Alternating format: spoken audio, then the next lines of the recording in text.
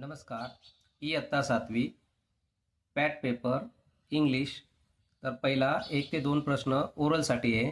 Question number 3 पासून आपल्याला return आहे. त्या क्वेश्चन नंबर 3 मध्ये पॅसेज दिलेला आपल्याला बेबी पँगोलिन्स नाईट आउट, जो आपल्या इयत्ता 7वीच्या टेक्स्टबुकच्या पेज नंबर 91 वर दिलेला आहे हा पॅसेज. आणि बघा आता क्वेश्चन कोणते आहे.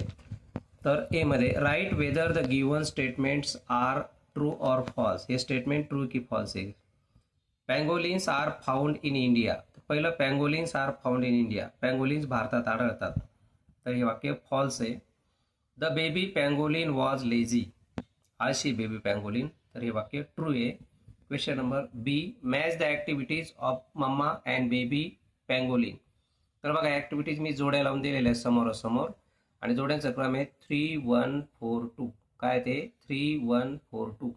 Baby was lazy, answer, and didn't want to walk.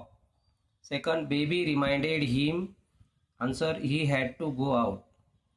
Baby refused again, answer, saying that he was tired. 4. Mama offered, answer, to carry him on her tail. याचा आन्सर आहे 3, 1, 4, 2. सी नंबरचा question, find the opposite words. विरुद्धार्थी शब्द. Loose, सैल, tight, घट्ट आहे, त्याचा answer आहे नॅरोचा आन्सर आहे वाईड.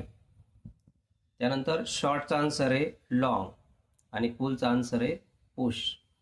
आता क्वेश्चन नंबर 4, आपल्याला डबल स्टँडर्ड नावाची पोएम दिलेली आहे.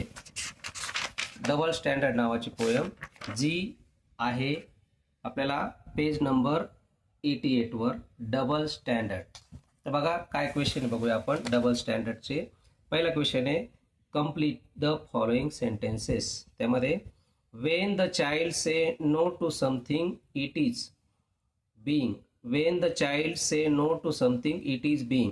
जेव्हा ते बालक एखाद्या गोष्टीला नो म्हणतो तेव्हा त्याला आपण काय म्हणतो, तर तेव्हा त्याला आपण काय म्हणतो, तर त्याला आपण तेव्हा म्हणतो स्टबॉर्न. पोएममध्ये शोधलं तर सहज मिळेल. Second, Wien adults do something wrong it's a. जेव्हा ॲडल्ट म्हणजे मोठी व्यक्ती काहीतरी रॉंग करता इट्स अ, तर फॉरगिवेबल एरर, फॉरगिवेबल एरर सहज तुम्हाला मिळून जाईल. बी नंबरचे question, choose and appropriate theme or message from the alternative.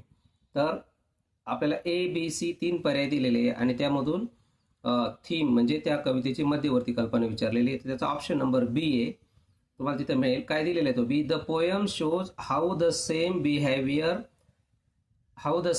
Directly when done by a child versus an adult. तर बी नंबरचा ऑप्शन आहे.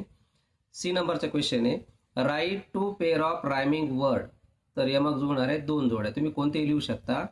टेरर, एरर, लेझी, क्रेझी कोणतेही लिहू शकता.